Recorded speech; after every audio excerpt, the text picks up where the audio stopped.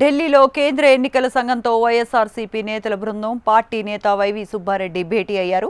గత ఎన్నికల్లో చివరి గంటల్లో అకస్మాత్తుగా పోలింగ్ శాతం పెరగటం, అసాధారణంగా ఓటర్లు పెరగటం తదితర అంశాలను ఈసీ దృష్టికి నేతల బృందం తీసుకువెళ్లింది.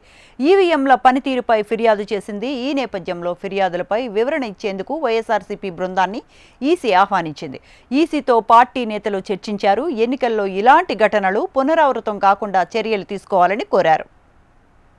ఆఫ్ ఇండియా పిలుపు మేరకు వివిధ పార్టీలను వాళ్ళని పిలిచి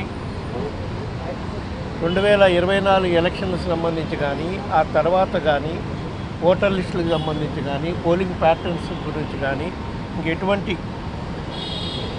అనుమానాలు సమస్యలు ఉన్నా కూడా అవన్నీ చర్చించాలి అని election commission of India YSR Congress పార్టీని అవుట్ రీచ్ ప్రోగ్రాంలో భాగంగా ఈరోజు పిలవడం జరిగింది.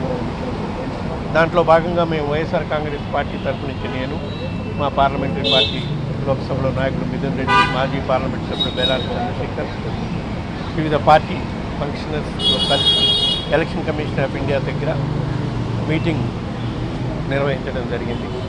దాంట్లో 2024 ఎలక్షన్స్లో రాష్ట్ర వ్యాప్తంగా జరిగిన ఎలక్షన్స్లో ఈవీఎంల తీరుపై కొన్ని డౌట్స్ ఉన్నాయి.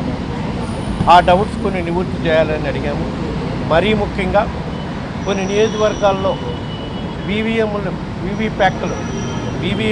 వీవీప్యాక్లకి కంపారిజన్ చేయాలని కూడా అడిగాము.